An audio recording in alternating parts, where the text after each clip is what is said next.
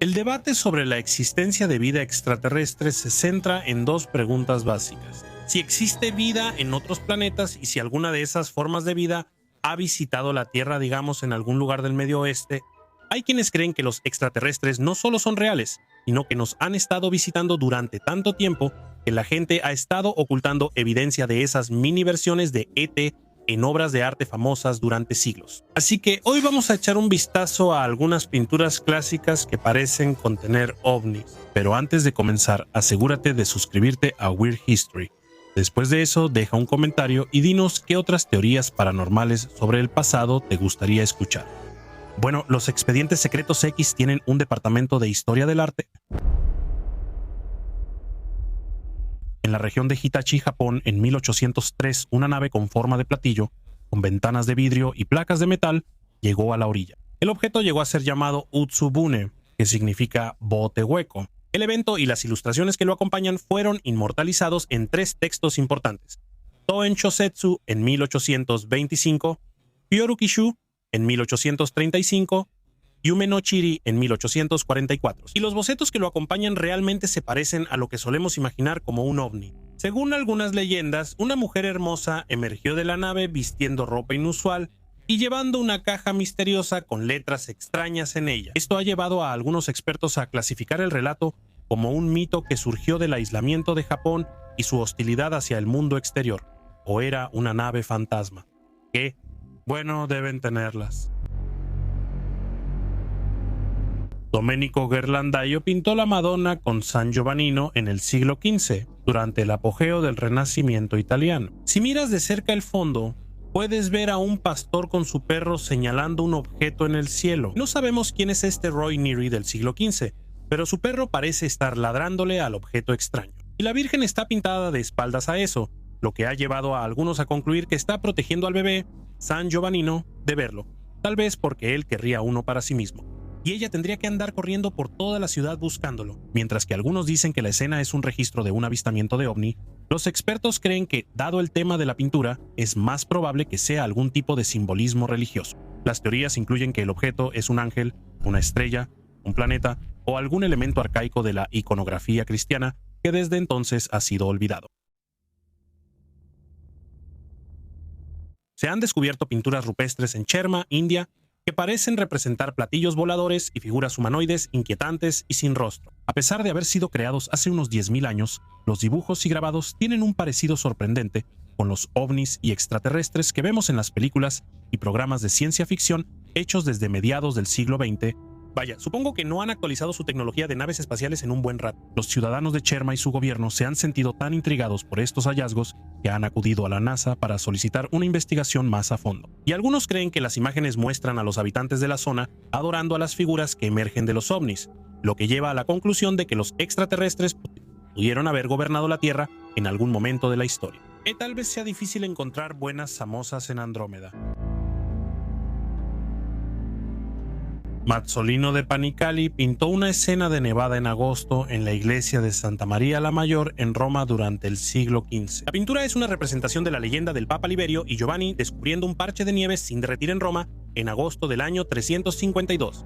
Hoy en día, a eso le llamamos un centro de esquí. Hasta ahora, esta historia solo suena como el canal del clima de la antigüedad, pero es increíblemente raro que nieve en Roma, incluso en invierno. En otras palabras, para que nevara en agosto se necesitaría una intervención divina. Según la historia, el parche de nieve era una señal de la Virgen María, quien, entre muchas otras cualidades, aparentemente podía controlar el clima como Tormenta en X-Men. Ella quería que construyeran una iglesia en ese lugar, y como era María, ellos se sintieron bastante entusiasmados por cumplir sus deseos. Sobre el parche de nieve hay lo que parecen ser docenas de objetos voladores en forma de platillo. Según la sabiduría convencional, a pesar de lo mucho que parecen ovnis, estos objetos en realidad solo estaban destinados a representar más nieve. Pero en un interesante postdata, el 27 de octubre de 1954 en Florencia, Italia, miles de personas reportaron avistamientos de ovnis en el cielo, seguidos de una ligera capa de una sustancia blanca parecida al algodón que se desintegraba al tocar las manos de las personas.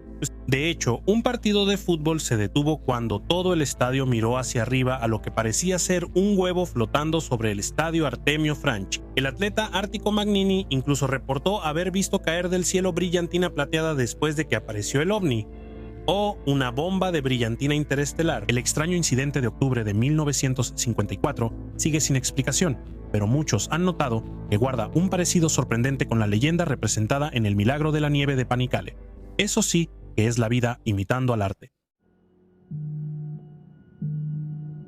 A principios del siglo XVIII, el pintor Art de Gelder pintó una imagen de Juan el Bautista haciendo honor a su nombre al bautizar a Jesús. Pero puede que no notes la parte del bautismo, ya que la mayor parte de la pintura está dedicada a lo que Fox Mulder ve detrás de sus párpados cada noche, lo que parece ser un platillo volador en el cielo lanzando un haz de luz hacia Jesús y Juan. Los Scullies del mundo, por otro lado, creen que la imagen es una referencia a Mateo 3:16 que describe el bautismo de Jesús.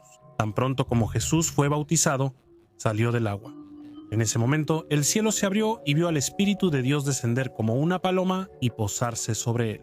En esta interpretación, el supuesto ovni en realidad sería el Espíritu de Dios. A pesar de que no fue testigo presencial del bautismo, los creyentes sostienen que Art de Gelder usó su habilidad para representar su creencia de que había extraterrestres presentes durante el bautismo de Cristo. Esperemos que hayan traído un buen regalo como una tarjeta de regalo de Fortnite.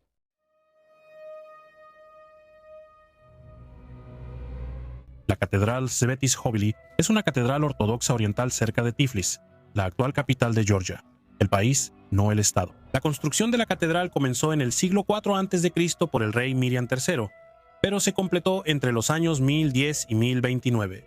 Los frescos de la catedral se desvanecieron con el tiempo, pero el que ha llamado la atención de los entusiastas de los ovnis se cree que fue pintado en el siglo XVII por un artista desconocido. Si miras debajo de cada uno de los brazos de Jesús en el fresco, verás algo que parece una medusa, una roja a la izquierda y una blanca a la derecha. Sin embargo, como muchos han señalado, también parecen ser ovnis, con haces de luz saliendo por debajo de ellos. O tal vez solo estaba bendiciendo a algunos invertebrados. Según los historiadores del arte, el arte religioso ortodoxo oriental de esa época mostraba un sol y una luna en cada representación de Cristo crucificado, y los dos objetos que comúnmente se consideran ovnis probablemente solo sean representaciones estilizadas de esos cuerpos astronómicos. Pero, ¿sabes qué película famosa tiene dos soles? Star Wars. ¿Y de qué está llena Star Wars? De alienígenas. Jaque mate fresco de la Catedral de Sveteshova. El artista italiano Carlo Crevelli pintó la Anunciación con San Amadeo en 1486, durante lo que fue prácticamente el apogeo del Renacimiento italiano. En esta representación del ángel Gabriel diciéndole a la Virgen María que daría a luz a Jesús, parece haber un platillo volador emergiendo del cielo, disparando un rayo de luz directamente a la cabeza de María. Bueno, esta estructura se parece mucho a un platillo volador. Los historiadores del arte argumentan que en realidad representa una nube de ángeles. Y efectivamente, si amplías lo suficiente, puedes ver lo que parecen ser alas de ángeles en círculo. Por supuesto, eso solo plantea la pregunta: ¿son los ángeles extraterrestres? Técnicamente no, porque no viven en la Tierra. ¡Wow! Acabamos de volarnos la mente nosotros mismos. Esta pintura del siglo XVII fue encontrada en una iglesia medieval en Transilvania.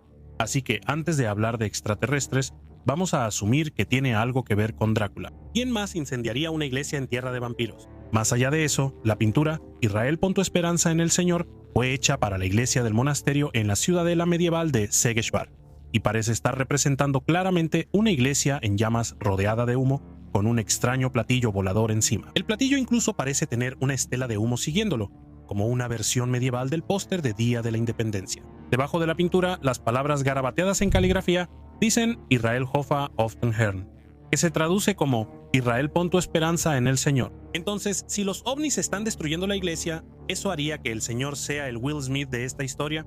¿O el Jeff Goldblum? ¿O tal vez incluso el Randy Quaid? Este fresco se encuentra en el monasterio Visoki de Chani en Kosovo, Serbia, y en las esquinas superiores de los paneles izquierdo y derecho parece haber objetos voladores controlados por pilotos visibles y que emiten rayos de luz. Honestamente, es difícil imaginar cómo algo de esta época podría representar una nave espacial más obvia que esta. Pero los expertos creen que no deberías emocionarte demasiado. Como mencionamos anteriormente, en todas las representaciones ortodoxas orientales de Cristo en la crucifixión, siempre hay un sol y una luna. Esos expertos creen que los dos objetos que parecen sacados de la portada de cualquier cómic de ciencia ficción de los años 50 son, una vez más, solo representaciones altamente estilizadas del sol y la luna. Los ufólogos, por otro lado, creen que es prueba de que el artista intentaba plasmar una visita alienígena. ¿Tú qué opinas? Bien, entonces, si todas estas imágenes de ovnis casi dan en el blanco, seguramente una pintura totalmente inequívoca de un tipo enfrentándose a un alienígena que haría que Ridley Scott se sorprendiera, callara a los escépticos, ¿no? Bueno, esta pintura fue creada por Michael Pacher, un pintor que tuvo un papel importante en la introducción del Renacimiento en Alemania en el siglo XV. Representa a San Wolfgang, quien esperaba construir una iglesia, pero tenía problemas para encontrar benefactores generosos que lo ayudaran a pagarla. Así que en la pintura, el diablo le presenta un trato. Él ayudará al obispo a construir la iglesia, siempre y cuando el obispo prometa entregarle la primera alma que entre. Según la leyenda, San Wolfgang aceptó el trato, lo cual parece totalmente fuera de lugar para un santo. Luego engañó al diablo aprovechando un resquicio, y ahí está la parte de santo de la que hemos leído. La historia dice que un cazador salió del bosque persiguiendo a un lobo, así que Wolfgang abrió la puerta para dejar entrar al lobo. Fue un golpe de suerte, pero funcionó. El diablo se llevó al lobo y una alma humana se salvó. Los feligreses ahora podían asistir a los servicios con satisfacción, sabiendo que el mismo diablo construyó la iglesia, aunque por lo que sabemos del diablo, probablemente hizo las bancas un poco demasiado pequeñas o algo así. La pintura muestra a una criatura alada con pies con pezuñas y otra cara en la parte trasera. Dado que se parece mucho más a un extraterrestre que a un demonio, algunos han planteado la hipótesis de que el artista estaba representando a un visitante extraterrestre, o tal vez solo era el H.R. Giger de dibujar demonios. De cualquier manera, probablemente no intentarías sacarle a esa criatura una iglesia gratis. Así que mis respetos para Wolfgang. A finales de la década de 1690, el rey Luis XIV de Francia encerró a un prisionero misterioso en su nueva prisión favorita, la Bastille. Historias famosas de Voltaire y Alejandro Dumas, basadas en la identidad de este hombre, siguen siendo populares hasta el día de hoy. La historia capturó la imaginación del público, dando lugar a innumerables relatos, animaciones, parodias, películas y otras formas de arte durante siglos a partir de los hechos reales. Pero la verdadera historia que los historiadores descubrieron recientemente es una historia extraña por sí sola. Hoy vamos a explorar la verdadera identidad del hombre de la máscara de hierro. La especulación sobre la identidad del prisionero siempre fue un tema candente entre los historiadores. Sin embargo, en 2016, los historiadores lograron un avance en el misterio de casi 400 años. Redoble de tambores, por favor. Según el profesor de historia Paul Cenino, no el actor que interpretó a Paulian Goodfellows, el hombre misterioso probablemente era un ayuda de cámara llamado Gustav Dauger. Después de eso, la historia se vuelve un poco complicada. Los historiadores tienden a estar de acuerdo en que, aunque Dauger probablemente era una ayuda de cámara, no está claro para quién trabajaba ni por qué las autoridades lo vigilaban tan de cerca durante casi 3 décadas. Su orden de arresto de 1669 incluía instrucciones específicas para limitar su contacto con otros prisioneros. También lo amenazaba con la muerte si decía una sola palabra que no fuera sobre sus necesidades básicas. Claramente alguien Mazarin tenía algo que ocultar. Cenino concluyó que Dauger probablemente era una ayuda de cámara del tesorero del cardenal Mazarin. Mazarin fue uno de los principales ministros en Francia durante ese periodo y adquirió una fortuna enorme. La teoría de Cenino sugiere que Dauger sabía que Mazarin había estafado al rey y la reina anteriores, robando parte de sus enormes fortunas. Cuando Dauger habló en contra de eso, sufrió un castigo severo, probablemente para proteger la identidad de Mazarin. La historia del hombre de la máscara de hierro comenzó como un rumor. En 1687 y 1698, circularon entre el público informes sobre su traslado entre varias prisiones. Los informes coincidían en mencionar que el prisionero llevaba una máscara de hierro cada vez que los espectadores lo veían. Estos relatos coinciden con las descripciones de primera mano del hombre hechas por funcionarios y guardias de la prisión de la época. En sus memorias, un guardia de la Bastilla escribió la historia de un hombre que siempre está enmascarado y cuyo nombre nunca se pronuncia. Debido a que la máscara ocultaba la identidad del prisionero, esto llevó a rumores persistentes y especulaciones salvajes sobre quién era y por qué Luis XIV lo había encarcelado en primer lugar. Ahondando aún más en el misterio, la prisión supuestamente incineró todo lo que le pertenecía después de su muerte en 1703. Otros informes y rumores dicen que las autoridades también limpiaron minuciosamente las paredes de su celda después de su muerte. Sea cierto o no, esto captó la atención del público. y así nació el mito del hombre de la máscara de hierro. En su libro La búsqueda del hombre de la máscara de hierro, una historia detectivesca histórica, el historiador Paul Cenino plantea un argumento convincente. Probablemente la máscara no era de hierro. Con el paso de los años, muchos historiadores creen que la máscara era de terciopelo, no de hierro. También es igual de probable que el prisionero no usara la máscara todo el tiempo. Probablemente solo se la ponían para ocultar su identidad cuando las autoridades lo trasladaban de una prisión a otra. Aunque el hombre de la máscara de terciopelo no suena igual de impactante, ese material tiene más sentido histórico. Las máscaras de terciopelo eran populares en esa época como accesorios o para proteger la piel del sol. La gente también las usaba para mantener su identidad en secreto mientras realizaba ciertas actividades. Pero esa es una historia para otro momento. El famoso escritor y filósofo francés Voltaire pasó gran parte de su tiempo investigando, escribiendo y manteniendo correspondencia con otras personas. También tuvo muchos enfrentamientos con las autoridades debido a sus fuertes críticas al gobierno. En 1717 Voltaire se encontró encarcelado en la Bastilla después de escribir un verso especialmente mordaz sobre un regente en una de sus obras. Mientras estuvo allí, recogió historias sobre el misterioso hombre enmascarado de prisioneros mayores que afirmaban conocerlo. Voltaire se tomó algunas libertades creativas con la historia. Su versión probablemente fue la primera en agregar el detalle de que la máscara era de hierro. Su descripción hacía que la máscara sonara como algo salido de la película Saw. En una descripción escribió: la barbilla de la máscara estaba compuesta de resortes de acero, lo que le daba libertad para comer con ella puesta. La historia de Voltaire afirma que el prisionero debía ser importante porque recibía buena comida, tenía buenos modales, recibía visitas regulares del gobernador e incluso tocaba la guitarra. Alejandro Dumas comenzó su carrera escribiendo obras de teatro y artículos para revistas. Más tarde escribió varias novelas populares, incluyendo El Conde de Montecristo, Los Hermanos Corzos y Los Tres Mosqueteros.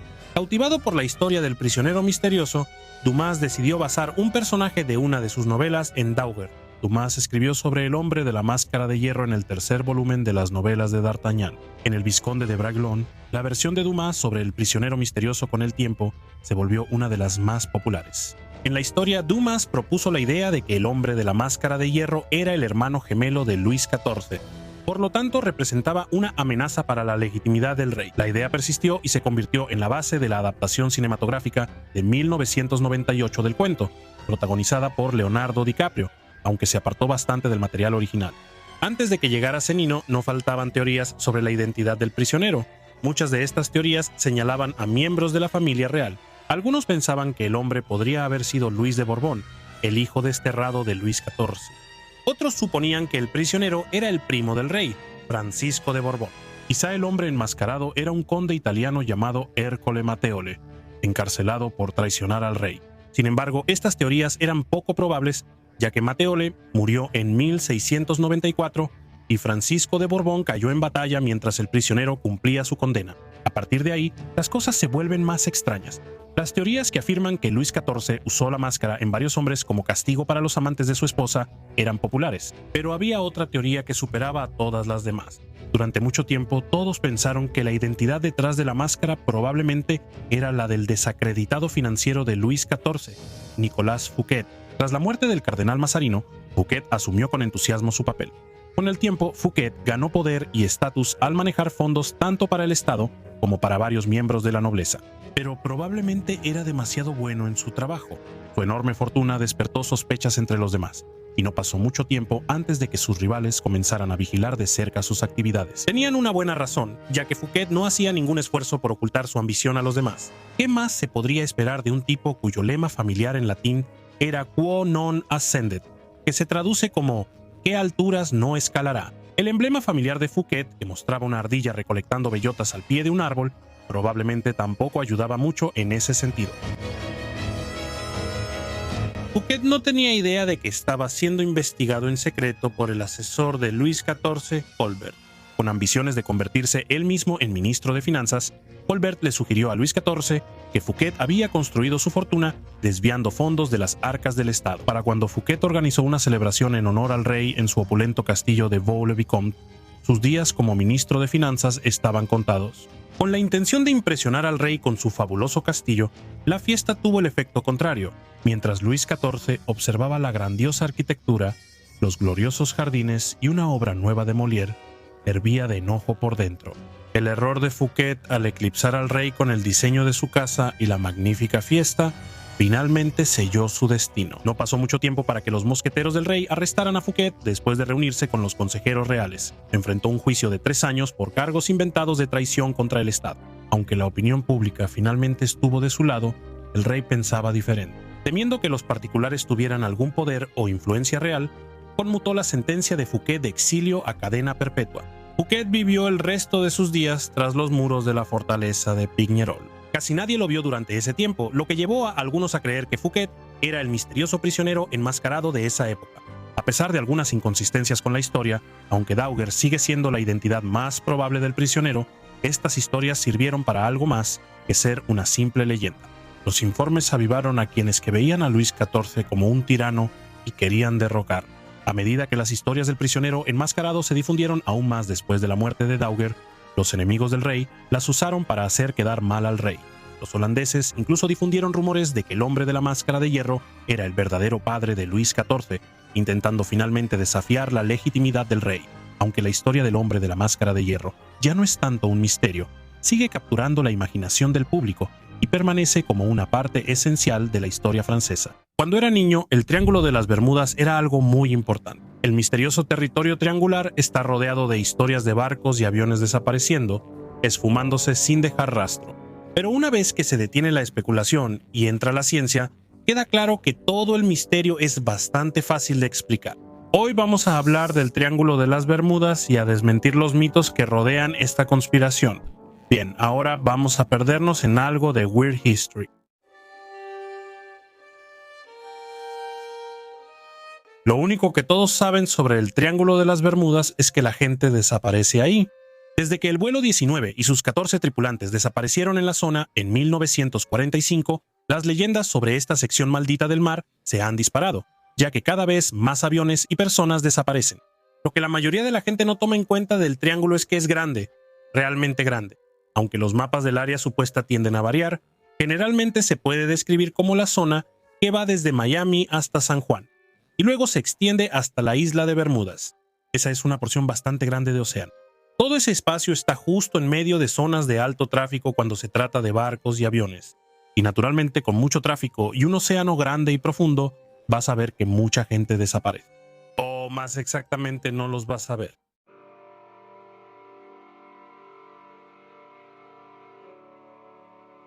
Un aspecto curioso del Triángulo de las Bermudas no es su tendencia a tragarse mágicamente cada barco que entra en su dominio. Son las nubes, amigo. El cielo sobre el triángulo está lleno de nubes inusuales de forma hexagonal, con bordes perfectamente rectos que pueden abarcar de 20 a 55 millas de ancho. Sabemos que esto suena como algo salido de Plaza Sésamo con todas estas formas, pero la realidad no es tan agradable. Estas formaciones poligonales generan ráfagas de aire bastante peligrosas. Los vientos que generan alcanzan hasta 170 millas por hora y pueden golpear cualquier embarcación desafortunada que se encuentre en el área en ese momento. Y eso no es todo lo que pueden hacer. Estas nubes también son capaces de lanzar ráfagas de aire directamente sobre los aviones, lo que a su vez crea olas de hasta 45 pies para cualquier barco que haya sobrevivido a la ráfaga inicial. Un verdadero ataque combinado. Probablemente no esperabas que las nubes hexagonales fueran las culpables aquí.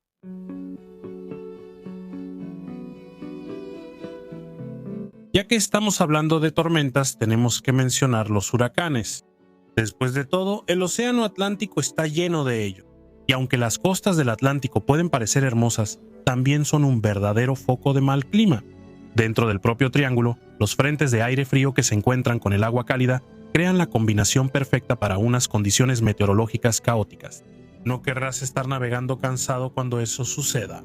Pero como dice la historia, demasiados se atreven a enfrentar las terribles tempestades y pagan el precio por no respetar el triángulo. Todos tienen sus teorías sobre lo que causa las desapariciones en el Triángulo de las Bermudas. Algunos dicen que son abducciones alienígenas. Otros piensan que los monstruos marinos son los responsables. Pero un científico, Karl Kruszelnicki, dice que puede explicar fácilmente todas las desapariciones. Su teoría reemplaza a los alienígenas por mal clima y a los monstruos marinos por simples errores humanos. La zona del mar donde se encuentra el Triángulo de las Bermudas es especialmente peligrosa en cuanto al cielo, el aire y, bueno, todo en general. Si a eso le sumas el alto tráfico aéreo y marítimo, provocado por humanos propensos a los accidentes, tienes la receta perfecta para el desastre. Kruszelnicki cree que la combinación de olas altas y vientos aún más fuertes es una trampa letal para un piloto o marinero distraído o inexperto. El triángulo tiene mala fama por la gran cantidad de barcos y aviones que devora. Tanto así que es el tema de muchos estudios estadísticos. Uno de esos estudios, realizado por Lloyd's de Londres y la Guardia Costera de los Estados Unidos, mostró que, de hecho, el Triángulo de las Bermudas no es tan especial. Los resultados del estudio mostraron que la pérdida de vidas y cargamento es realmente el mismo porcentaje que en casi cualquier otra área. Simplemente no lo presumen tanto. Pero dejando de lado el sesgo de los medios contra el triángulo, no puedes realmente definir un área tan grande y peligrosa y luego sorprenderte cuando las embarcaciones empiezan a desaparecer ahí. Prácticamente es de esperarse. En tu mente imagina una gran ola. Más grande, más grande. Sí, esa es. Ahora, multiplícala como por 10. Así de grandes pueden llegar a ser las olas que se levantan del océano en cualquier momento. Cuando el clima es adverso, no es sorprendente ver olas de hasta 30 metros de altura. Obviamente eso es una mala noticia para cualquier barco que navegue por el océano en ese momento. Pero olas de ese tamaño también son capaces de derribar aviones que vuelan bajo, sacándolos del cielo. El estudio realizado por Lloyd's de Londres parece respaldar esta teoría e incluso atribuye una ola esporádica de 49 pies y la inexperiencia de los marineros como la causa de la pérdida del vuelo 19, del que hablaremos más adelante. Vuelo 19 fue el nombre que se le dio a un grupo de 5 bombarderos torpederos que se hicieron famosos por desaparecer sin dejar rastro. No es algo de todos los días que 5 aviones, 14 aviadores y el equipo que fue enviado a buscarlos desaparezcan sin dejar rastro. Y la poca evidencia o análisis estadístico de la época solo llevó a una ola de conjeturas y rumores de pasillo. Esto fue en los años 60, mucho antes de que pudieras sacar el celular del bolsillo y desmentir algo al instante. Cuando empezó a correr la voz de que la flota de la Marina desaparecía por todo el Atlántico, también lo hicieron las historias exageradas. Aprovechando esta locura por el triángulo estaban los escritores, que solo servían para avivar más las llamas de la especulación. Un artículo de la revista Argosy titulado El mortal triángulo de las Bermudas fue escrito por Vincent Gaddis en 1964 y dio inicio a gran parte de la leyenda que rodea esa zona del mar hoy en día. Pero una vez que estas historias se convierten en relatos fantasiosos sobre la ciudad perdida de la Atlántida, se vuelve más difícil tomarlas en serio.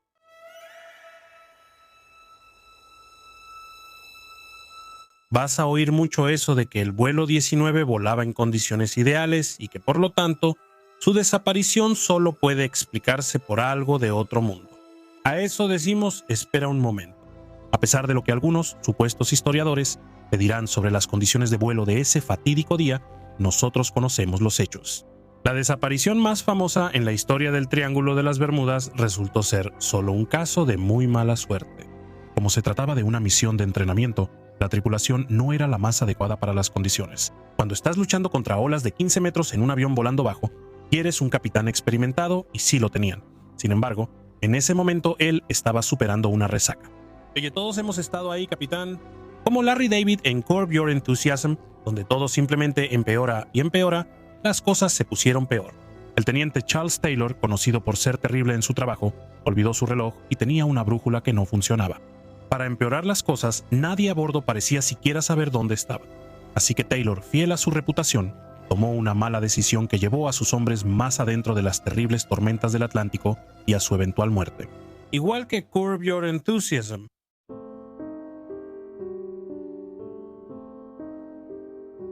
Mientras hablamos del vuelo 19, deberíamos hablar sobre los aviones de rescate que se enviaron para encontrarlos. Ellos también son parte de esta historia. Aunque esta tripulación también encontró su trágico final en el Océano Atlántico, no simplemente desaparecieron sin dejar rastro como las leyendas te harían creer. Como es típico, este es un detalle que se pierde en la fábula de todo esto.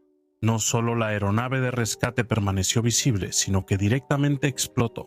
Los testigos afirman que vieron la aeronave, que ya había ganado el ominoso apodo de tanque de combustible volador, estallar en el cielo y sus restos caer al mar. Una investigación posterior encontró aceite y restos donde cayó el avión, confirmando su final en esta desafortunada historia. Hablamos sobre Vincent Gaddis, el mero mero de todos los cuentistas del Triángulo de las Bermudas. En lugar de complicarse con los hechos, Vincent Gaddis decidió que su análisis de la desaparición vendería más copias si exageraba los hechos para añadir un aura de misterio. Su artículo de 1964 titulado El mortal Triángulo de las Bermudas profundizaba en la idea de que las desapariciones no podían ser simplemente una coincidencia. Aunque el artículo se publicó en una revista que se enorgullecía de ser una obra maestra estadounidense de ficción, la publicidad funcionó. Sus ideas extravagantes sobre las desapariciones en esa pequeña parte del mundo inspiraron a otros escritores y cineastas a darle su propio giro al triángulo. Y así es como nacen las leyendas. La historia del Mary Celeste es interesante. Un gran barco mercante tiene una trayectoria sin incidentes hasta que un día desaparece. El barco iba de Nueva York a Italia, pero nunca llegó a su destino. Finalmente fue encontrado a la deriva en el Atlántico. Su descubrimiento no detuvo a los especuladores del Triángulo de las Bermudas de atribuir la desaparición de la tripulación y el estado del barco a esa porción triangular del océano. Un tipo llamado Charles Berlitz incluso escribió un bestseller llamado El Triángulo de las Bermudas, en el que afirmaba que el Mary Celeste era otra víctima del triángulo. El libro fue un éxito mundialmente reconocido, pero había un error evidente en sus páginas. El barco Fenstered fue encontrado abandonado en un lado completamente diferente del Atlántico, a unos cuantos miles de millas de distancia. Pero si aún no estás convencido, oye, tenemos un terrenito que vender.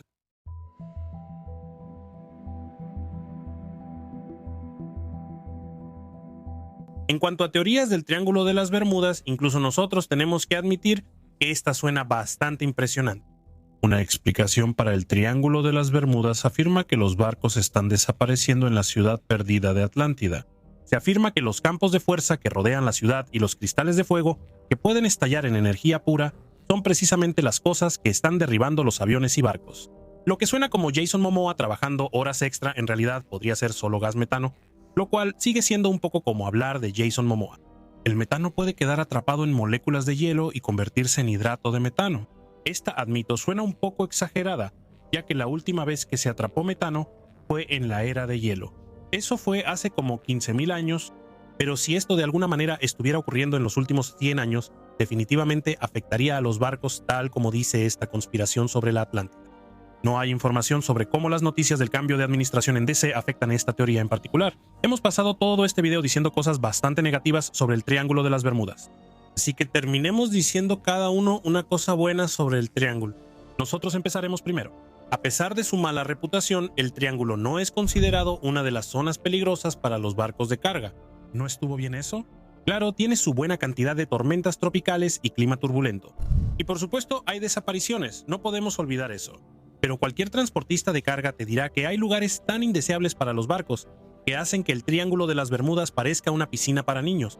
Un estudio en 2013 que clasificó los entornos marítimos más hostiles fue realizado por el WWF, el de la vida silvestre, no el que te golpea en la cabeza con una silla de acero. Y para que veas, el triángulo ni siquiera recibió una mención honorífica. Resulta que el Triángulo de las Bermudas es preferible al Mar de China Meridional, a las Indias Orientales o a las Islas Británicas. Quizá el próximo año, Triángulo de las Bermudas, quizá el próximo año. Casi todos han oído hablar del Triángulo de las Bermudas, una pequeña región del Atlántico Norte de la que se dice que ha enviado innumerables barcos y aviones a una tumba acuática. Pero probablemente no has oído hablar del Triángulo del Lago Michigan. Con barcos hundidos, aviones desaparecidos y avistamientos de ovnis, esta supuesta zona embrujada de los Grandes Lagos se ha ganado una reputación por lo aterrador e inexplicable. Así que hoy vamos a hablar del misterioso Triángulo del Lago Michigan, ¿de acuerdo? Es hora de zarpar hacia las aguas inexploradas de la historia extraña. En el lado de Wisconsin está Manitoba. En el lado de Michigan está Ludington al norte y Benton Harbor al sur. Fenómenos inexplicables y leyendas aterradoras relacionadas con la región se remontan hasta finales del siglo XVII, cuando una embarcación francesa desapareció con la marea y nunca volvió a ser vista. El explorador francés René Roberto Cavalier, señor de la Salle, comenzó a trabajar en un enorme barco diseñado para transportar pieles de animales y decidió nombrarlo Le Griffon. En agosto de 1679, su embarcación finalmente estaba lista para navegar. Zarparon, viajando de Niágara a Michilimackinac. Algunos historiadores dicen que el barco tenía ambiciones más grandes más allá del puesto de avanzada, para descubrir un paso noroeste hacia China y Japón, lo cual habría sido un viaje bastante largo, pero por eso se llama exploración. Desafortunadamente, Le Griffon desapareció mientras atravesaba el Triángulo del Lago Michigan.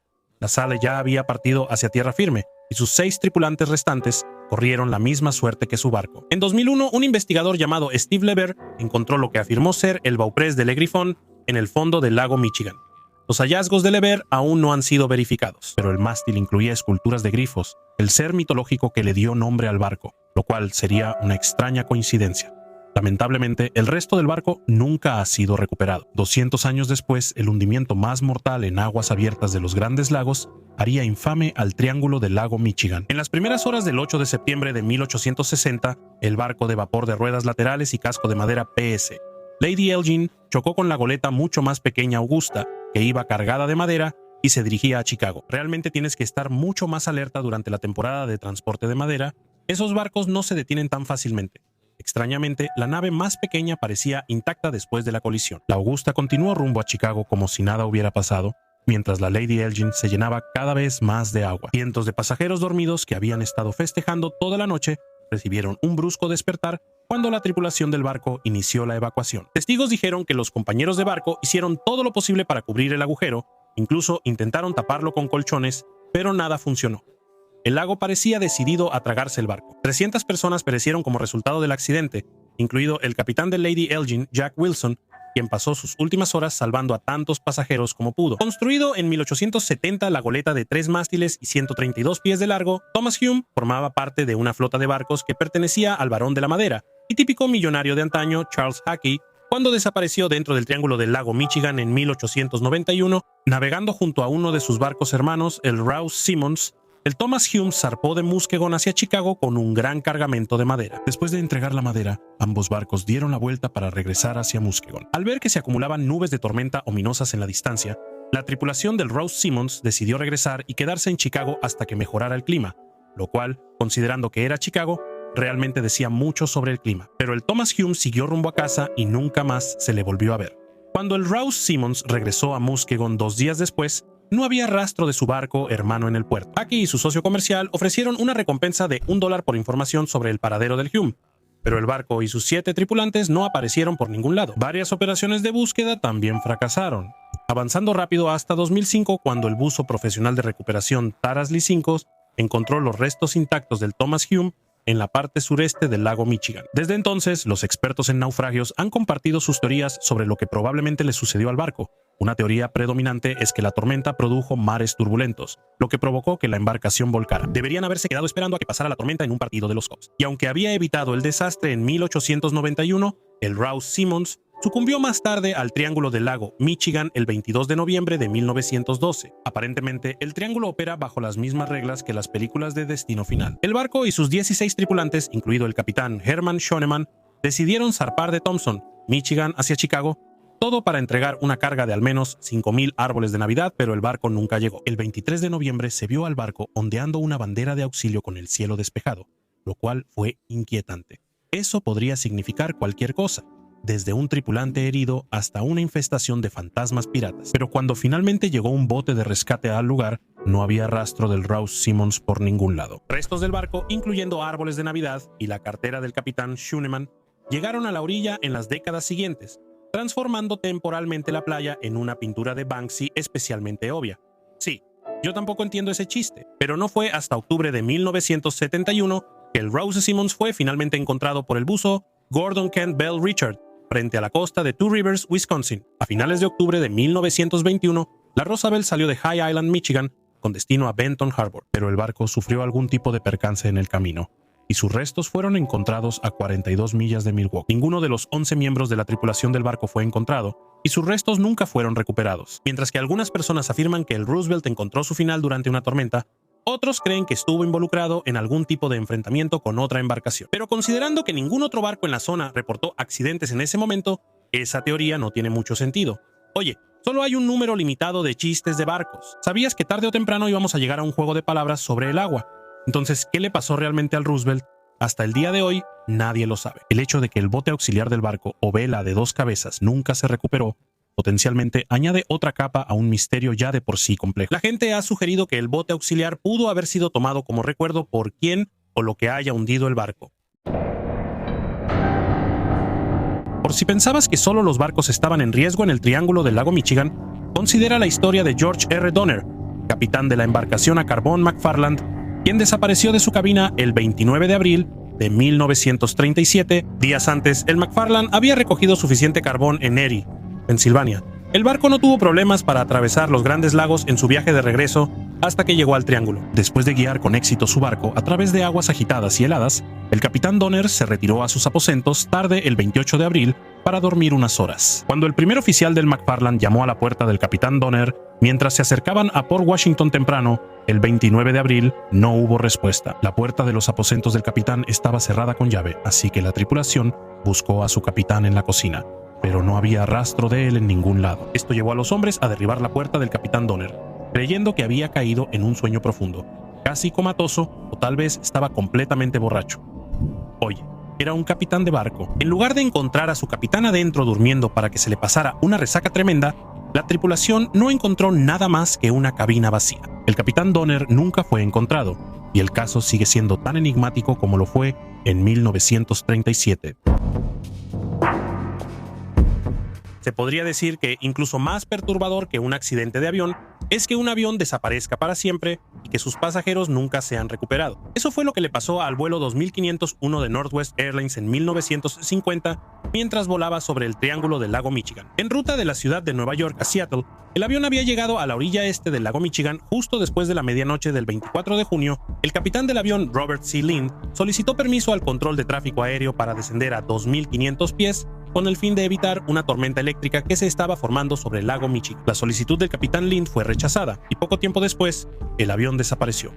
Lind, 2 miembros de la tripulación y 55 pasajeros desaparecieron junto con él. En el momento en que el avión desapareció, un testigo local que estaba en tierra le dijo a los reporteros que vio un destello impresionante en el lago. Esta extraña luz fue vista por muchas otras personas, una de las cuales explicó: era una luz curiosa. Se veía como el sol cuando se pone. Solo duró un segundo y luego desapareció. Estas apariciones y sonidos fantasmales han llevado a especulaciones de que algo sobrenatural, incluso extraterrestre, hizo que el avión desapareciera. Algo así como esa miniserie de Stephen King, Los Langoliers, que era mejor de lo que la gente le reconoce. El peor desastre de un avión comercial de su época, la desaparición del vuelo 2500, uno sigue envuelta en misterio. Las únicas pistas que se registraron fueron algunos pedazos de escombros y restos dispersos que llegaron a la orilla. Búsquedas posteriores no han logrado recuperar la aeronave. Durante un tiempo, el escritor de novelas de aventuras Clive Cussler financió una búsqueda anual para recuperar el vuelo 2501 de Northwest de su tumba acuática. Pero cada año, el equipo de búsqueda regresaba a la orilla con las manos vacías. Ni siquiera una bota vieja o un esqueleto de pez de caricatura. Hombre, ese día no picaba nada. En febrero de 1978, Steve Kubatsky, originario del oeste de Michigan, fue reportado como desaparecido durante una expedición de esquí de fondo. Mientras las autoridades peinaban la zona en busca de señales de Kubatsky, descubrieron un conjunto de huellas que llevaban directamente a la orilla este del lago Michigan y luego terminaban abruptamente como si hubiera sido arrebatado al cielo o hubiera regresado a su reino bajo las olas. Después de que los esquís y la mochila de Kubatsky fueron recuperados cerca, todos asumieron que había caído a través del hielo superficial del lago y había encontrado la muerte. Aunque el hielo y la nieve sobre el lago Michigan eran especialmente gruesos ese invierno. Pero en un giro sorprendente, Kubatsky despertó en un campo cubierto de pasto 15 meses después en Pittsfield, Massachusetts, a 700 millas al este de donde desapareció. No tenía ningún recuerdo de dónde había estado durante más de un año, ni de cómo había logrado terminar tan lejos de casa. Su último recuerdo era haber llegado al lago Michigan. Kubatsky se negó a hablar sobre su situación después de su rescate inicial y hasta el día de hoy permanece en silencio sobre el evento, lo cual es comprensible. A nadie le gusta revivir la vez que entró en un trance tipo Belushi y vagó por medio país. Puede que haya formado una segunda familia en algún lugar, o peor aún, puede que haya formado una banda. Por alguna razón, Michigan experimenta un número anormalmente alto de avistamientos de ovnis en comparación con otros estados. Algunos residentes piensan que el Triángulo del lago Michigan es el culpable. Según Wood TV, con sede en el oeste de Michigan, la policía ha estado recibiendo quejas sobre ovnis en el Triángulo del lago Michigan desde 1913. En 1919, el New York Times informó sobre 2 enormes bolas de fuego que se vieron cayendo en el lago. El Sausalito News en California señaló que el impacto se escuchó hasta Indiana. El New York Times llamó a los objetos meteoritos, pero otros testigos afirmaron que eran fuerzas metafísicas causando estragos. Aunque considerando la historia y reputación del Triángulo del lago Michigan, podrían haber sido extraterrestres transportando madera. El 8 de marzo de 1994, cientos de residentes de Michigan a lo largo del lago Michigan reportaron haber visto objetos en forma de disco flotando sobre ellos. algunos con luces intermitentes. Entre los testigos estaba un operador local de radar del Servicio Meteorológico Nacional, quien le dijo a la policía: "Nunca he visto algo así, ni siquiera cuando estoy monitoreando tormentas. Esto no son tormentas, da miedo". Te hace preguntarte cuántos botes habrá perdido Fox Mulder en el lago Michigan. Esa es una referencia muy específica. El profesor de arqueología Mark Hawley y su colega Brian Abbott descubrieron una formación circular de piedras a 12 metros de profundidad mientras usaban tecnología de sonar para buscar naufragios en el triángulo del lago Michigan en 2007. Es decir, en la periferia de las rocas, Hawley y Abbott también encontraron una roca marcada con un grabado prehistórico de un mastodonte, especie extinta hace mucho tiempo, lo que sugiere que la formación podría tener varios miles de años. Algunos piensan que la formación, parecida a Stonehenge, tenía un propósito ceremonial, mientras que otros creen que fue construida para represar el lago y facilitar la pesca. La investigación sobre las formaciones rocosas sigue en curso, y para respetar a los grupos indígenas cuyos antepasados pudieron haber erigido el Stonehenge submarino del lago Michigan, la ubicación exacta de las estructuras se mantiene en secreto. Aunque si tomamos como referencia todas las películas de terror que se han hecho, probablemente deberían dejar esas rocas en paz. Los cíclopes, los unicornios y otras criaturas mitológicas obviamente nunca existieron realmente. Probablemente. Y aunque nunca podemos estar completamente seguros sobre los orígenes de las creencias y supersticiones antiguas acerca de estas criaturas, existen teorías bastante convincentes sobre por qué la gente pudo haber creído en ellas. Hoy vamos a echar un vistazo a algunas explicaciones reales sorprendentemente plausibles para criaturas míticas. Bien, este es otro buen mito en el que nos hemos metido. Abundan las teorías sobre el origen del enorme cíclope de un solo ojo de la mitología griega y romana antigua. Existe una condición real conocida como ciclopía que puede afectar a los fetos humanos, haciendo que una cavidad ocular se desplace hacia el centro del cráneo. Pero esto casi siempre resulta en abortos espontáneos o nacimientos sin vida, en lugar de producir personas gigantes vivas con solo un ojo en el centro de la cabeza. La mayoría de las personas antiguas probablemente ni siquiera sabían que esta condición existía. Otra condición médica real, conocida como acromegalia, puede causar varios síntomas, incluyendo el agrandamiento de las manos, los pies y la cara, así como visión limitada. Esto coincide en algunos aspectos con la descripción del cíclope en la literatura. Es posible que el único ojo de la criatura fuera metafórico, indicando una capacidad de visión más limitada en general.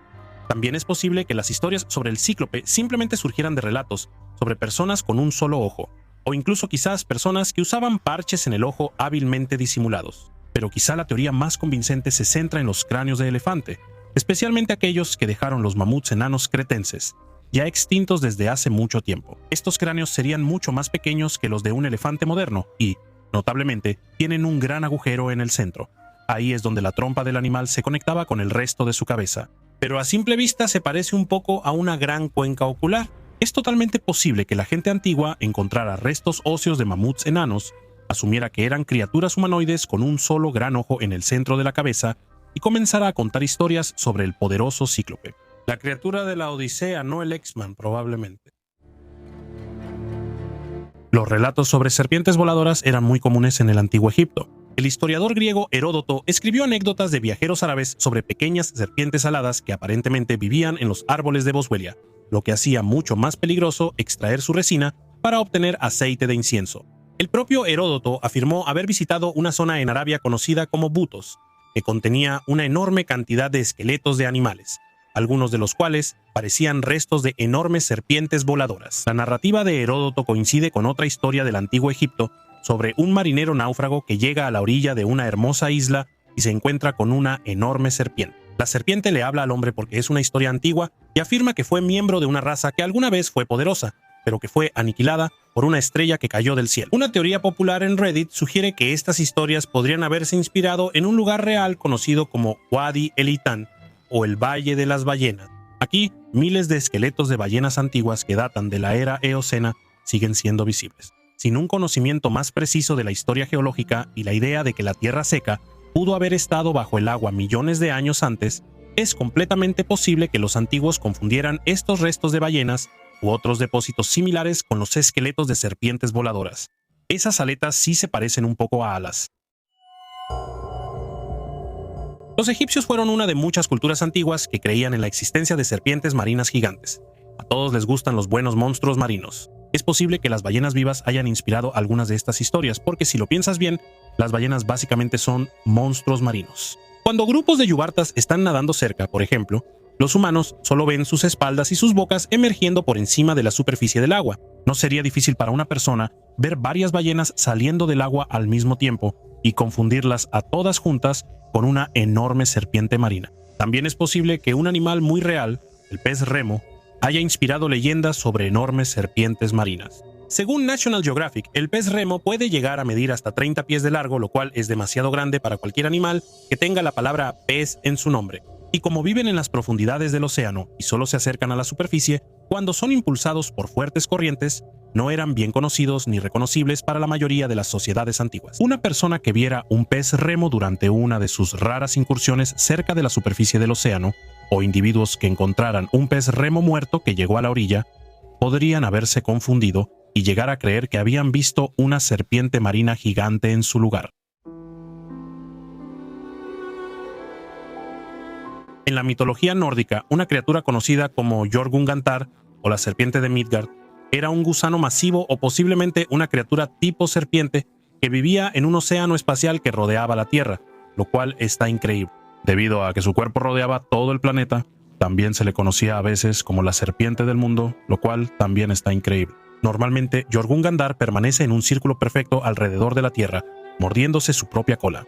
Los vikingos creían que un día la serpiente soltaría su cola y se lanzaría hacia la Tierra, dando inicio al evento apocalíptico conocido como Ragnarok, también conocido como la mejor película de Thor. Algunos historiadores y académicos han sugerido que el mito de la serpiente de Midgard podría haber sido inspirado por un evento real. Hace unos 7000 años, un meteorito entró en la atmósfera de la Tierra sobre lo que hoy es Estonia antes de desintegrarse y golpear el suelo. El campo de cráteres de meteoritos de Kali que resultó de esto todavía es visible en la isla estonia de Saaremaa hasta el día de hoy. Este fue uno de los impactos de meteorito más grandes cerca de una zona poblada en la historia de la humanidad y habría sido lo suficientemente devastador. Acabar con mucha vida silvestre y probablemente incluso con algunas personas es suficiente para que la población de los alrededores haya hablado de ello durante generaciones. No se olvida la noche en que una roca explotó y cayó del cielo. Es muy posible que le hayan atribuido un significado religioso o sobrenatural a un evento tan masivo, inexplicable y aterrador. La realidad de vivir en el peligroso mundo de la Edad de Bronce, o incluso en la Edad de Piedra antes de eso, probablemente inspiró muchas historias mitológicas de muchas maneras diferentes. Por ejemplo, desde hace mucho se sospecha que los mitos y cuentos populares sobre vampiros se originaron en reportes reales sobre personas que sufrían de rabia. Nuestra comprensión moderna de los mitos sobre vampiros fue codificada por el autor Bram Stoker en su influyente novela de 1897 Drácula, pero las historias sobre vampiros son anteriores al libro por varios siglos. Un brote de rabia que devastó Hungría en el siglo XVIII pudo haber sido una fuente importante para la leyenda de los vampiros.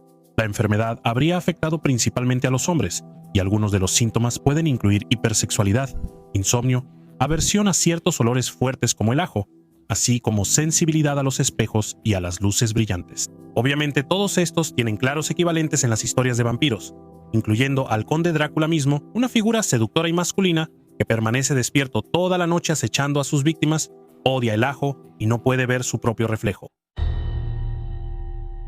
Muchos antropólogos y académicos contemporáneos creen que las historias aborígenes de los nativos de Australia y Oceanía, conocidas colectivamente como el tiempo del sueño, fueron influenciadas por el mundo natural real de la última edad de hielo. Algunas narrativas del tiempo del sueño datan de hace más de 65.000 años, así que es probable que sí se refieran a criaturas y vida vegetal extintas desde hace mucho tiempo que los primeros humanos realmente encontraron hace mucho. Una criatura mitológica conocida como el Banjip, por ejemplo, supuestamente tenía un cuello largo, cabeza redonda y un gran cuerpo parecido al de un buey, y vivía cerca de pantanos y otros cuerpos de agua poco profundos. Ahora sabemos por el registro fósil que una criatura conocida como el Diprotodon encaja más o menos con esta descripción y habría vivido en los pantanos de Australia hace unos 65.000 años. La criatura también habría medido más de 1,80 m de altura, haciendo que un encuentro fuera probablemente muy memorable para un humano primitivo. Después de ese tipo de encuentro, no se te quedan secos los pantalones cortos. Es posible que el Diprotodon haya inspirado historias, anécdotas e incluso folclore. Las leyendas de Medio Oriente sobre una ave gigantesca conocida como Roc, capaz de atrapar y llevarse grandes mamíferos como elefantes para alimentarse, pueden haber tenido alguna base en la realidad. Aunque durante mucho tiempo se pensó que el Roc era una creación puramente ficticia, mencionada en la antología narrativa Las Mil y Una Noches y en los escritos del viajero veneciano Marco Polo, probablemente las historias se basaron en un animal real, conocido a veces como el ave elefante de Madagascar. Esta era un ave grande parecida a un avestruz que medía alrededor de 9 pies de altura, pesaba cerca de 1000 libras y probablemente se extinguió en el siglo XVI o XVII. Supongo que voló demasiado cerca del sol. El almirante Etienne de Flacourt describe a la criatura en detalle en su Histoire de la Grandeur de Madagascar, escrita en el siglo XVII. Incluso la anécdota de Polo sobre una criatura menciona que originalmente fue vista en Madagascar, lo que hace que esta conexión sea aún más probable. El pueblo maorí de Nueva Zelanda también relata cuentos populares sobre un ave monstruosa conocida como el puacaya, que es lo suficientemente grande y feroz como para acechar y matar a los humanos. Es posible que estas historias hayan sido inspiradas por otro animal real, conocido como el águila de Haast. Esta fue la especie de águila más grande que jamás haya existido en la Tierra, pesando alrededor de 30 libras y con una envergadura de aproximadamente 3 metros. En otras palabras, era un águila condenadamente grande. Aunque las águilas se alimentaban principalmente de aves no voladoras, teóricamente es posible que también hayan representado una amenaza para personas concretas, especialmente para los niños pequeños. Imagina ser niñero y tener que explicarle eso a los padres. El águila de Haast habría vivido alrededor de la isla sur de Nueva Zelanda alrededor del año 1400, justo cuando los maoríes llegaron y se establecieron en la zona. Incluso es posible que la caza del ave moa por parte de los maoríes, que era la principal fuente de alimento del águila, haya llevado a su extinción. A veces, un animal ni siquiera necesita extinguirse para que sus restos misteriosos inspiren el folclore. Por ejemplo, casi todas las muestras biológicas que supuestamente se han recolectado de un Sasquatch o Yeti en realidad provienen de un oso muerto. En 2016, National Geographic compartió una historia específica sobre un oso negro americano llamado Petals, que se había lastimado las patas delanteras y aprendió a caminar erguido sobre 2 extremidades. Que una persona viera a otra criatura que se hubiera adaptado de forma similar podría haber inspirado fácilmente leyendas sobre Pie Grande, especialmente si esta criatura también sufría de una deformidad genética, sarna u otra enfermedad que disfrazara su apariencia. Estos errores o sustituciones eran aún más comunes en el mundo antiguo, cuando el conocimiento zoológico y la capacidad de probar y confirmar conclusiones sobre nuevas especies eran mucho menos avanzados, y no existían programas de caza de pie grande en la televisión por cable. Frecuentemente, en la literatura antigua, los escritores se equivocaban en las descripciones específicas de animales exóticos. Por supuesto, no existía la fotografía, así que, a menos que hubieran visto un animal con sus propios ojos, los escritores dependían de descripciones verbales o escritas, o a veces de dibujos rudimentarios. Las representaciones de leones en la antigua Grecia, por ejemplo, se parecen más a perros que a grandes felinos reales, y la palabra griega hipopótamo se traduce como caballo de río. Claro, más o menos se parece a eso. El punto es que no siempre acertaban exactamente con estas cosas. Algunos antropólogos e historiadores creen que los relatos mitológicos de unicornios en realidad surgieron de personas que intentaban describir animales reales, como el rinoceronte. Hace cientos de años existían más variedades vivas de rinoceronte. Las criaturas con varios cuernos eran conocidas como rinocerontes, mientras que aquellas con solo un cuerno a veces eran llamadas unicornios. Hasta el día de hoy, el género de algunos rinocerontes asiáticos sigue siendo Unicornus. Evidencia fósil descubierta recientemente apunta a la existencia de un ancestro del rinoceronte moderno, conocido como el unicornio serbio. Estos rinocerontes gigantes cubiertos de pelo vivieron en las praderas de Eurasia hace unos 39.000 años, lo que significa que compartieron la Tierra con los primeros humanos. Es posible que estos rinocerontes peludos hayan dado origen específicamente a historias sobre un caballo mitológico con cuerno, inspirando incontables cuadernos de Lisa Frank en los años venideros. Chernobyl. El nombre por sí solo evoca imágenes de bosques resplandecientes, parques infantiles embrujados y suficiente radiación ambiental como para cocinar un pollo rostizado. Pero todo eso es solo la punta del iceberg increíblemente espeluznante cuando se trata de las historias que la gente cuenta sobre el famoso sitio del desastre. Y por eso, hoy vamos a echar un vistazo a algunas historias espeluznantes de Chernóbil. Ponte tu traje de radiación porque vamos a entrar. El 26 de abril de 1986, el reactor número 4 de Chernóbil explotó, provocando uno de los peores desastres nucleares de la historia. Pero eso no iba a detener al físico nuclear neoyorquino Andrei Karsukov de tomar sus vacaciones ahí en 1997. Bueno, para ser justos, Andrei no estaba ahí para tomarse una selfie. Estaba ahí con un equipo para tomar mediciones de radiación. Pero mientras estaba afuera de la instalación sellada, escuchó a alguien gritar pidiendo ayuda desde dentro del reactor. El problema era que nadie había entrado a ese cuarto en años. Ya sabes, por todo eso del desastre nuclear, la puerta del reactor también requería una contraseña y una huella de mano literal para abrirse. Y si alguien hubiera entrado, habría activado una alarma. Más tarde esa noche, mientras el equipo cenaba, un reflector dentro de la misma habitación se encendió. El equipo bromeó diciendo que era una subida de tensión, hasta que la luz se apagó justo cuando terminaron la frase. Tal vez fue una falla, o tal vez alguien realmente quería calentar una empanada en el microondas de la sala de descanso del infierno, o tal vez, solo tal vez, era un fantasma. Posiblemente un fantasma que necesitaba calentar una empanada en el microondas. No podemos descartarlo. Según un pianista de formación clásica conocido solo como Yuri, poco después del desastre, él y su grupo musical patrocinado por el Estado recibieron la orden de ir al área de Pripyat, junto a Chernóbil, para presentarse ante los residentes que no tenían idea de que había ocurrido una fusión nuclear. Fue prácticamente una misión suicida. Pero cuando eres músico, un trabajo es un trabajo. De hecho, los músicos tampoco fueron informados sobre lo que estaba pasando. Así que el espectáculo comenzó. Y como Yuri lo describió, la bailarina bailó hermosamente hasta que su cabello comenzó a caerse mientras giraba. Luego, la sangre empezó a salirle de la nariz y los oídos. Los aldeanos no eran profesionales médicos, pero sabían por experiencia que la bailarina ya no tenía salvación. Y sus hijos, a quienes también les faltaban dientes y piel, le ofrecieron flores. Luego, el generador se apagó y el escenario quedó en la oscuridad. Pero las flores y los niños siguieron brillando. Yuri escapó haciendo un puente en un auto y conduciendo durante días. Pero para cuando llegó a un lugar seguro, ya se había quedado ciego. Se dice que es el único miembro sobreviviente de la tropa. De todos modos, esto solo demuestra lo que siempre hemos dicho: no montes un ballet en una zona de lluvia radiactiva. Se suponía que los robots limpiarían Chernóbil, pero cuando escucharon el plan, se fueron a huelga. Bueno, el problema en realidad fue la radiación, que frió sus circuitos como cuchillo caliente en mantequilla soviética. Así que la URSS recurrió a sus planes de respaldo. Más bailarines de ballet. No, solo estamos bromeando. Enviaron soldados, lo cual es igual de horrible. A estos hombres se les llamaba liquidadores, y se les daban dos opciones: servir 2 años en Afganistán o pasar 2 minutos paleando arena sobre el reactor expuesto. La mayoría eligió la arena. Los soldados se tomaban un trago de vodka y corrían al techo con palas, sabiendo perfectamente que eso podría matarlos. Muchos murieron, otros sufrieron problemas de salud a largo plazo. Resulta que el vodka en realidad no previene la enfermedad por radiación. Pero cuando estás paleando plutonio como si fuera abono, te conformas con lo que haya.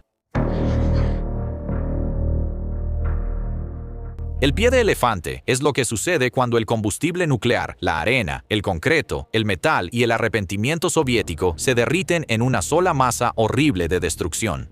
Se formó durante la fusión y era una masa brillante, parecida a la lava, que se deslizaba por el reactor como si tuviera un destino maligno, asentándose finalmente en un túnel de mantenimiento, como un Jabba el Hutt radiactivo. En 1986, si te parabas junto a él durante 5 minutos, estarías muerto en 48 horas. Y no como wow, me siento muerto después de entrenar piernas. No, estamos hablando de estar realmente muerto, con la piel derritiéndose y las células licuándose.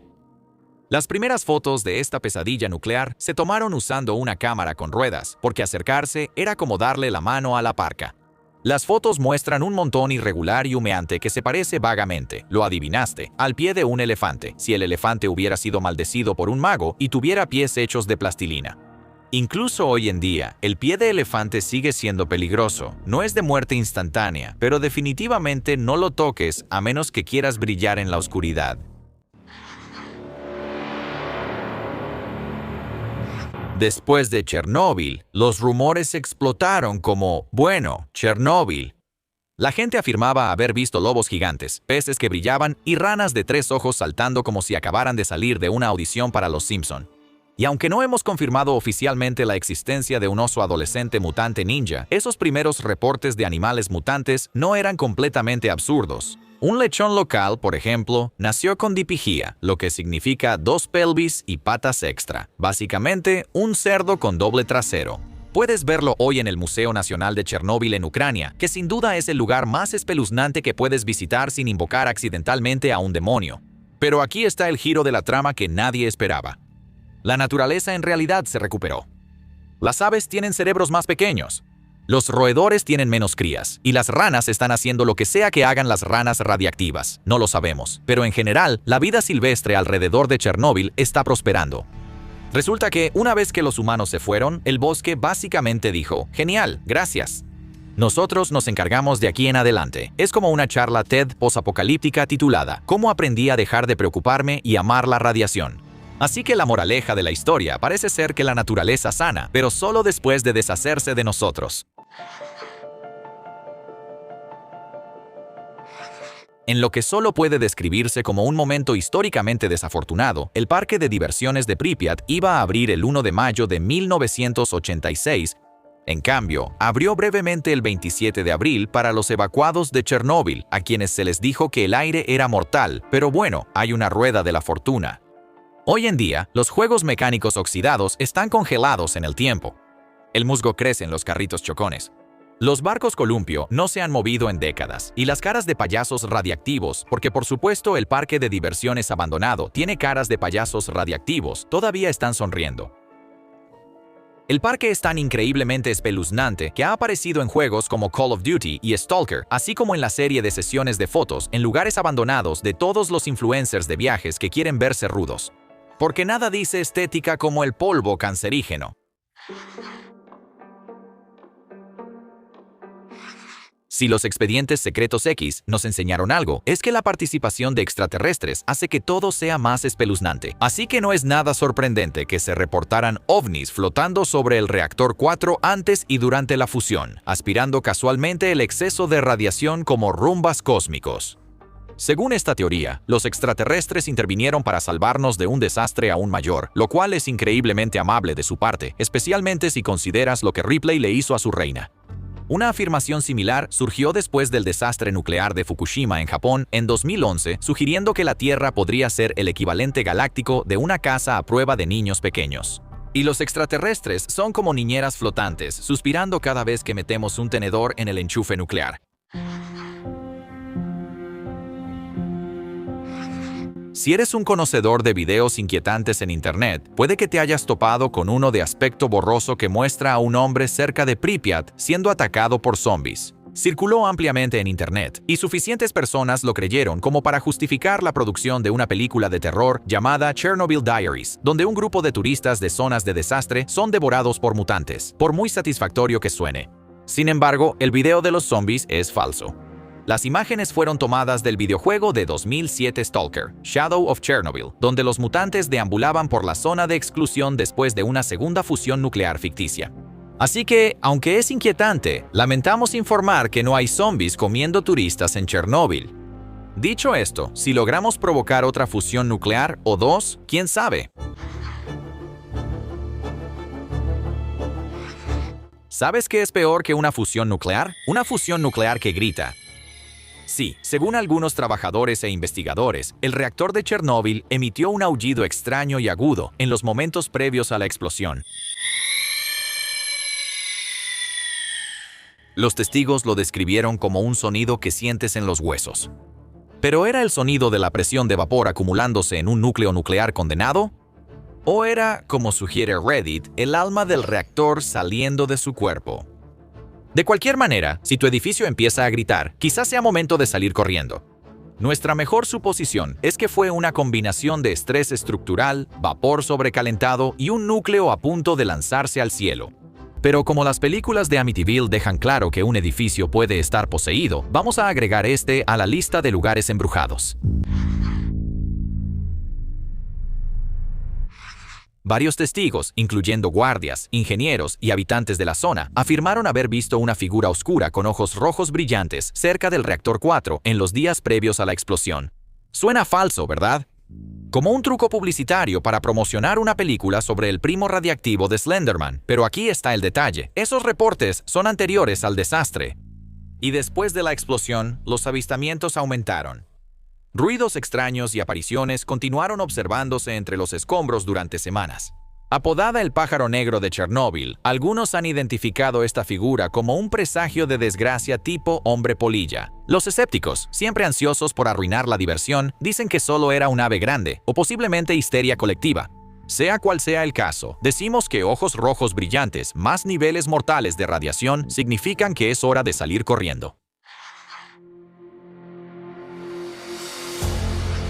En la ciudad abandonada de Pripyat, que alguna vez fue un hogar lleno de vida para miles de trabajadores de Chernóbil, una de las vistas más inquietantes se encuentra en los restos de un jardín de niños.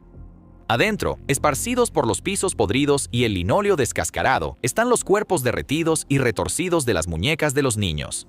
Lo que las hace especialmente inquietantes no son solo sus rostros derretidos o extremidades faltantes, sino la forma en que han sido acomodadas. Se encontró una muñeca con clavos atravesando sus ojos. Otra estaba sentada erguida en una pequeña silla, sosteniendo un contador Geiger. Es perturbadora más no poder, pero se supone que debe serlo. Las muñecas son artefactos genuinos, pero las poses en las que ahora se encuentran fueron acomodadas por visitantes posteriores, fotógrafos y buscadores de emociones fuertes que no pudieron resistirse a empeorar una situación ya de por sí terrible. Y aunque los niveles de radiación en Pripyat son generalmente bajos hoy en día, la vibra espeluznante en esa guardería sigue estando fuera de serie.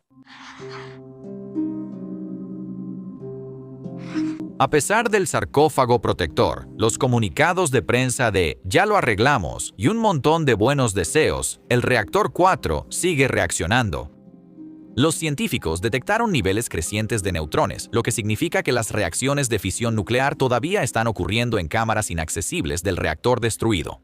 Como un monstruo de película de terror que se niega a morir, Chernóbil sigue susurrando, chisporroteando y amenazando. No es peligroso todavía, pero significa que todavía hay puntos calientes de combustible radiactivo moviéndose lentamente bajo el concreto. Y si algo se desestabiliza, bueno, digamos que la secuela quizá no salga en HBO. ¿Podría ser en la vida real? ¿Eso es lo suficientemente escalofriante para ti? Érase una vez, en el siglo XII, dos niños salieron de un pozo y entraron tranquilamente a un pueblo inglés. Esa es la historia. Lo raro es que estos niños en particular podrían confundirse fácilmente con Shrek y la rana René porque tenían la piel de color verde brillante. Y por eso, hoy vamos a echar un vistazo a cómo los misteriosos niños verdes de Woolpit han desconcertado a los historiadores. Bien, parece que tenemos luz verde, así que allá vamos.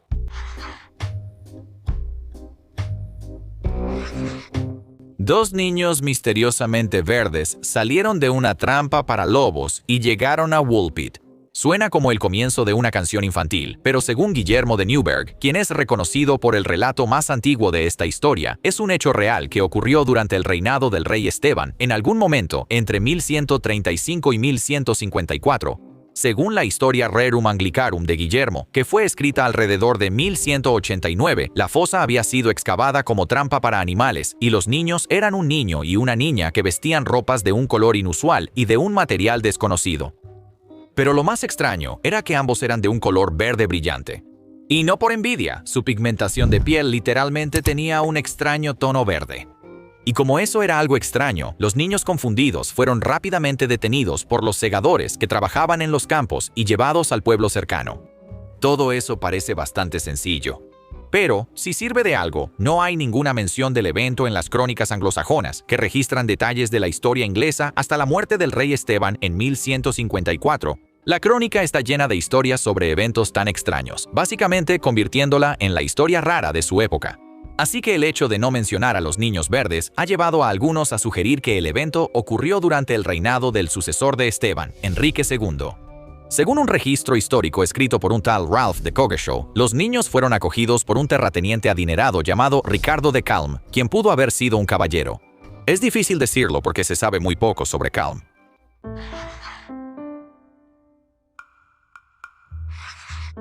Después de pasar algún tiempo en Woolpit, la niña verde finalmente aprendió suficiente inglés para contar la historia de ella y su hermano. Esa historia, que fácilmente podría pasar como una precuela de El Mago de Oz o Wicked, era que ambos venían de un lugar llamado Tierra de San Martín, una nación cristiana, donde todo y todos eran de un verde brillante. El sol nunca brillaba y la tierra estaba sumida en un perpetuo crepúsculo brumoso.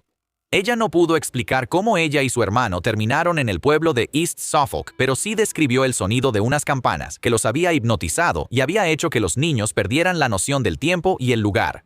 Un minuto estaban cuidando su rebaño y escuchando campanas. Al siguiente, estaban en los campos de cultivo de Woolpit.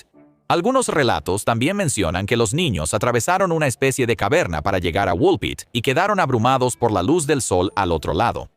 Aunque la niña no pudo ubicar su tierra natal en relación con la ubicación de Woolpit, la joven She-Hulk afirmó que había un río considerable, al otro lado del cual los habitantes podían ver una tierra brillante, que tanto Guillermo de Newburgh como Ralph de Coggeshall supusieron que era la zona alrededor de Woolpit. En cuanto a dónde se encontraba la tierra de San Martín, bueno, nadie lo sabía con certeza. Algunos sugerían que era otro planeta o un mundo subterráneo en el centro de la Tierra, mientras que los menos imaginativos asumían que solo era otro pueblo en Inglaterra o tal vez en Europa Occidental. En 1998, Paul Harris publicó una teoría elaborada que sugería que los niños vivían en o cerca del pueblo inglés de Farnham St. Martin. Para empezar, el nombre suena como una pista obvia. También está a solo unos kilómetros de Woolpit y los dos pueblos estaban separados por un río, aunque mucho más pequeño de lo que describió la niña. Esa parte parece lo suficientemente convincente, pero Harris realmente no tenía nada convincente para explicar las campanas o el túnel. Así que tómalo como quieras. De todos modos, después de que los niños fueron acogidos por la buena gente de Woolpit, se les ofrecieron muchos tipos diferentes de comida. Sin embargo, los niños hambrientos, que aparentemente nunca habían sido informados de que quien mendiga no puede ponerse exigente, parecían tener gustos muy exigentes. Todo lo que les ofrecían les repugnaba, todo excepto los tallos de frijol crudos, que les eran desconocidos, y cabe mencionar, también son verdes. Durante meses después de eso, esos tallos de frijol fueron lo único que los niños comieron. Por supuesto, hemos estado ocultando la parte más extraordinaria de este misterio, que es, ¿por qué, en el nombre de todo lo bueno y sagrado, estos niños tenían la piel verde? Es una pregunta sobre la que se ha especulado bastante desde que los niños fueron descubiertos inicialmente, pero, de forma frustrante, todavía no hay gran cosa que se acerque a una explicación satisfactoria. La población de Woolpit en el siglo XII llegó a la conclusión de que probablemente los niños eran hadas, que en ese entonces se aceptaban comúnmente como reales. Se imaginaba que las hadas eran seres sobrenaturales que, en cuanto a apariencia, se veían mayormente humanos, y el relato de los niños sobre la tierra de San Martín hacía que sonara como el tipo de lugar donde las hadas pasarían el rato. Las hadas eran una preocupación real en ese entonces, debido a la creencia de que un humano podía quedar atrapado en el mundo de las hadas por toda la eternidad. Aunque esta situación, obviamente, sería lo contrario de eso. Por supuesto, no todos creían en todo ese asunto de las hadas. En un libro de 1621, La anatomía de la melancolía, el autor Robert Burton estaba bastante convencido de que los niños eran extraterrestres, diciendo que probablemente cayeron de los cielos desde un planeta donde el sol nunca brillaba. Otros análisis del incidente, como el del astrónomo y autor escocés Duncan Lunan, estuvieron de acuerdo. Según él, probablemente los niños no llegaron en un platillo volador, pero tenían los medios para ser transportados instantáneamente a nuestro mundo directamente desde el suyo. ¿Criaturas de piel verde con tecnología de teletransporte? ¿Algún otro fan de Star Trek pensando que estos niños eran Oriones jóvenes?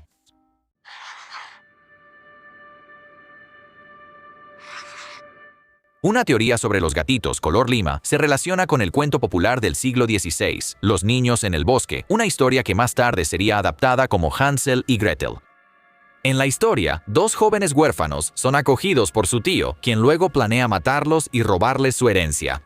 En una de las primeras versiones, él planea envenenarlos con arsénico, lo que algunos creen que explica la piel verde. Sin embargo, esos creyentes probablemente están equivocados, porque aunque el arsénico puede oscurecer la piel, no la vuelve verde. Otra teoría señala que los niños estaban cerca de la inanición cuando fueron encontrados y postula que su negativa a comer cualquier cosa que no fueran habas crudas sugiere que probablemente sufrían de anemia hipocrómica, también conocida como pleurosis. Esta condición es causada por una mala alimentación que afecta el color de los glóbulos rojos y puede resultar en un tono de piel visiblemente verdoso. Cualquiera que haya sido la causa de la pigmentación verde, los relatos de Guillermo de Newburgh y Raúl de Coggeshall dicen que ambos niños, o al menos la niña, eventualmente perdieron el tono verde después de que empezaron a comer algo más que solo habas. Dicho esto, ni Guillermo ni Raúl fueron testigos presenciales de los hechos, así que, por lo que sabemos, esos niños podrían seguir siendo verdes hasta el día de hoy.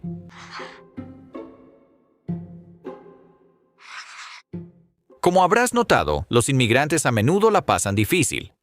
Incluso en el pasado, y los siglos XI y XII fueron una época de mucha inmigración para el pueblo flamenco que viajó a Inglaterra desde el norte de Bélgica. Si los niños resultaron estar entre esos inmigrantes, eso podría explicar cómo terminaron solos. Muchos flamencos fueron abatidos por las tropas de Enrique II durante una batalla en Fornham St. Martin en 1173. Esas tropas normalmente solo atacaban a otras tropas, mientras que los ciudadanos comunes a menudo eran dejados en paz. Pero siempre hay excepciones. Si ese es el caso, es posible que el idioma desconocido que hablaban los niños fuera flamenco. Sin embargo, debido a la mencionada inmigración masiva, parece poco probable que absolutamente nadie en Woolpit lo hubiera reconocido. Sí, Woolpit era un pueblo bastante pequeño, pero estaba a solo unas pocas millas de la ciudad comercial bien poblada de Bury St. Edmunds. La red de caminos y otras rutas que conectan varios pueblos y ciudades de la región habría llevado gente de paso a Woolpit en ese entonces, con personas de todas partes hablando todo tipo de idiomas. Sin embargo, si el idioma extraño no era flamenco, puede que simplemente haya sido un dialecto del inglés que era desconocido para la gente de Woolpit. Alrededor del siglo XII, se hablaban varios dialectos diferentes en toda Inglaterra, dependiendo de la región del país de donde viniera una persona. Así que al menos es posible que los niños no fueran de esa zona. Y simplemente nadie de Woolpit reconoció su dialecto.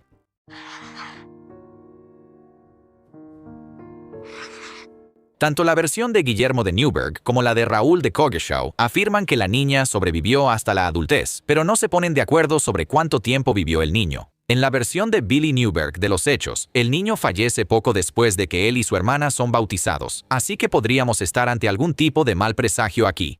Newburgh también afirma que cuando la niña creció, se casó y después vivió durante algún tiempo. Pero eso es todo lo que dice. Sin embargo, en la versión de Ralph de Coggeshall, el niño no se adaptó bien a vivir en Woolpit, siempre estaba decaído y deprimido y falleció antes de que ambos pudieran ser bautizados. La niña, según Ralph, creció siendo desinhibida y libertina en su conducta, lo cual nos parece bastante crítico de parte de Ralph. Pero como él ya está muerto, vamos a dejarlo pasar. El ya mencionado Duncan Lunan investigó la genealogía de Ricardo de Can y encontró un registro de 1197, lo cual podría indicar eso. La chica tomó el nombre de Agnes y se casó con un juez, clérigo y erudito llamado Ricardo Barr, quien era sirviente de Enrique II. La afirmación de Lunan se basa en su descubrimiento de una petición de tierras que incluía nombres y fechas que él cree que podrían estar relacionadas con los niños verdes. Aunque no se dieron apellidos ni ninguna fuente de la herencia, se cree que la petición era del hijo de Ricardo de Can, Walter, quien sí tenía una hija mencionada en el registro. Si Lunan tiene razón, eso significaría que Agnes Verde habría crecido y se habría convertido en una mujer adulta no verde y habría vivido una vida con un esposo prominente. Sin embargo, la investigación del autor John Clark señala que no hay evidencia de que el registro esté relacionado con alguien involucrado en la historia de los niños verdes. Tampoco hay mucha evidencia directa de que Decan haya conocido a alguien llamado Agnes o que su supuesto esposo, Ricardo Barr, se haya casado alguna vez con alguien con ese nombre. Así que, aunque generalmente se acepta que la niña creció y se casó, el resto de la historia merece más una señal de advertencia que una luz verde. Entonces, ¿qué opinas? ¿Y tienes tus propias teorías sobre lo que sucedió? Cuéntanos en los comentarios de abajo, y ya que estás aquí, échale un vistazo a algunos de estos otros videos de Weird History.